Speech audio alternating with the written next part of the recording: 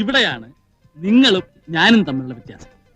ഇതൊക്കെ ഹാൻഡിൽ ചെയ്യാൻ ഒരു പ്രത്യേക സ്റ്റൈല് വേണം. മുഖ്യമന്ത്രി പിണറായി വിജയൻ കൊല്ലത്ത് നടത്തിയ വാർത്താ സമ്മേളനത്തിൽ നാടകീയ രംഗങ്ങൾ തോന്നി. അതങ്ങനെ വരൂ, അതങ്ങനെ സംഭവിക്കൂ.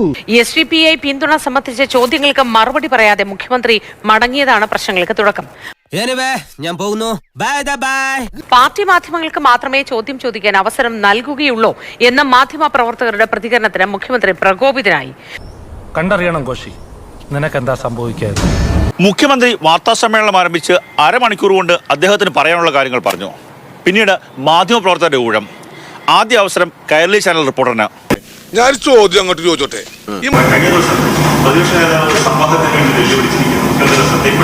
മുഖ്യമന്ത്രിയുടെ സുദീർഘമായ മറുപടി. വളരെ സന്തോഷമില്ല.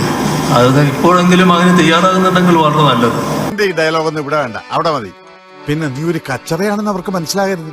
നല്ല സ്റ്റാൻഡേർഡ് വേണം. ആദ്യ ഉത്തരത്തിന് പിന്നാലെ മറ്റു മാധ്യമപ്രവർത്തകർ SDPIയുടെ പിന്തുണയെക്കുറിച്ചുള്ള ചോദ്യം ചോദിച്ചു. പക്ഷേ കൃത്യമായി ചോദ്യം കേട്ടില്ല എന്നുള്ള രീതിയിൽ മുഖ്യമന്ത്രി ആ ചോദ്യത്തെ അവഗണിച്ചു. അതിന് പിന്നാലെ ദേശാഭിമാനിയുടെ ലേഖകൻ കൃത്യമായിട്ടുള്ള സർക്കാരിന് അനുകൂല ചോദ്യം ചോദിച്ചു. അതിന് മുഖ്യമന്ത്രി മറുപടി പറഞ്ഞു. എന്തിന്റെ കുഞ്ഞാണോ ഇത്? മൂന്നാമതും SDPI ബന്ധത്തെക്കുറിച്ച് മറ്റ് മാധ്യമപ്രവർത്തകർ ചോദ്യം ചോദിച്ചു. പതിവ് പോലെ മുഖ്യമന്ത്രി മൗനം തുടർന്നു. ഇങ്ങനെയുള്ള സന്ദർഭങ്ങളിലാണ് നമ്മൾ സ്വയം നിയന്ത്രിക്കുന്നത്. ഉത്തരം പറ. ഈ സമയത്ത് കവചമൊരുക്കി കൈരളി ചാനൽ റിപ്പോർട്ടർ ചോദ്യം ചോദിച്ചു. അതിന് കൃത്യമായ മറുപടി അദ്ദേഹം നൽകുകയും ചെയ്തു. ഈ പഴയ അലവലായത്തരൊക്കെ ഇപ്പോഴും കൂടെ കൊണ്ടു നടക്കല്ലേ? എന്ത് ചെയ്യാനാ? അതെന്റെ തൊലി മാറ്റി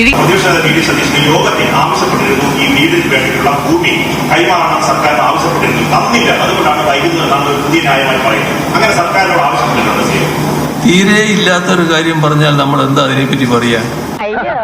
പച്ചവെള്ളം ചവച്ചു കുടിക്കണ പഞ്ചപാവം. മൂന്നാമത്തെ ചോദ്യത്തിന് പിന്നാലെ മുഖ്യമന്ത്രി മൈക്ക് ഓഫ് ചെയ്തു. അപ്പൊ നമുക്ക് ഇവിടെ നിർത്താം. വാർത്താ സമ്മേളനം അവസാനിപ്പിച്ച് അദ്ദേഹം മടങ്ങി. ആ സമയത്താണ് മാധ്യമപ്രവർത്തകർ പ്രതിഷേധിച്ചത്. ദേശാഭിമാനിക്കും കൈരളിക്കും മാത്രം മറുപടി നൽകാനാണെങ്കിൽ എന്തിന് വാർത്താ സമ്മേളനം എന്നതായിരുന്നു മാധ്യമപ്രവർത്തകരുടെ ചോദ്യം. ഇമാതിരി കോളോട്ട് എന്നെ ആ മണ്ടലോട്ട് പറഞ്ഞു വിട്ടേക്കല് പറഞ്ഞേക്കാം. നിർത്തി അങ്ങ് അവമാനിക്കുവാണെന്ന്.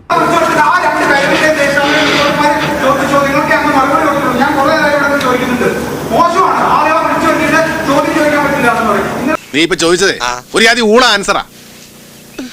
മുഖ്യമന്ത്രി തൊട്ടു പിന്നാലെ കസേരയിലേക്ക് മടങ്ങിയെത്തി. അതിനുശേഷം മാധ്യമപ്രവർത്തകരോട് തട്ടിക്കേറി. ചോദ്യം ചോദിക്കണോ? ചോദ്യം മനസ്സിലുണ്ടായാൽ പോരാ. എന്ത് പോക്കത്തിലോട് താനീ പറയുന്നത്? അവൻ അവിടെ നിന്ന് കാറുന്നത് ഞാൻ ഇവിടെ ഇരുന്ന് കേട്ടല്ലോ. കേൾക്കാമോ? ഇല്ലില്ല, കേൾക്കുന്നില്ല. ഇവിടെ ചിലർക്ക് ചില ഉദ്ദേശങ്ങളുണ്ട്. ആ ഉദ്ദേശമാണ് ഇപ്പൊ പ്രകടമായത്. ഇതേതെങ്കിലും വാർത്താ സമ്മേളനത്തിൽ കാണുന്ന കാര്യമാണോ? നീ എത്ര പുളു വേണമെങ്കിലും അടിച്ചോ, പക്ഷെ കേൾക്കുന്നവർ കൂടി ദഹിക്കണം. എനിക്ക് വായി തോന്നുന്ന ഞാൻ പറയും. നിങ്ങൾ എല്ലാവരും ചോദിച്ചു. നിങ്ങൾ ഏത് മാധ്യമപ്രവർത്തകനാണെന്ന് ഞാൻ ചോദിച്ചില്ല. ആ ചോദ്യത്തിന് ഞാൻ മറുപടി പറഞ്ഞു. നിങ്ങളെ ചിലരുടെ മനസ്സിൽ ചോദ്യം ഉണ്ടാവും. ആ ചോദ്യത്തിന് നിങ്ങൾ ചോദിച്ചാലേ ഉത്തരം പറയാൻ പറ്റൂ. പറ്റിക്കാൻ വേണ്ടി പറയണല്ലോ സാറേ. പക്ഷെ പറ്റിക്കാൻ വേണ്ടിയിട്ടാണെങ്കിലും ആരോട് ഇങ്ങനെയൊന്നും പറയുന്നു പറയണം സാർ. എല്ലാവർക്കും ചോദ്യം ചോദിക്കാനുള്ള വാർത്താ സമ്മേളനത്തിൽ അവസരം കിട്ടിയെന്ന് വരുമോ? ചോദ്യം ചോദിക്കാനുള്ള അവസരങ്ങൾ ലഭിച്ച സമയങ്ങളിലെല്ലാം തന്നെ SDPI ബന്ധത്തെക്കുറിച്ച് മാധ്യമപ്രവർത്തകർ ചോദിച്ചതാണ്. കാര്യം സത്യമാണെങ്കിലും എനിക്ക് അംഗീകരിച്ചു കൊടുക്കാൻ പറ്റുമോ? ചോദിച്ച ചോദ്യങ്ങൾ മനസ്സിലല്ല, കൃത്യമായി മുഖ്യമന്ത്രി കേൾക്കുകയും ചെയ്തു. എന്നാൽ അതിന് മറുപടി നൽകാൻ അദ്ദേഹം തയ്യാറായില്ല എന്നുള്ളതാണ് വസ്തുത. ഇങ്ങനെ എന്തെങ്കിലുമൊക്കെ പറയുമ്പോഴേ എന്റെ മനസ്സിനൊരു സന്തോഷം ഉണ്ടാവുള്ളൂ. ഞാൻ എന്റെ സന്തോഷം നോക്കിയാ പോരെ. ഞങ്ങൾ അങ്ങ് ഇറങ്ങട്ടെ. ആയിക്കോട്ടെ, സന്തോഷായി.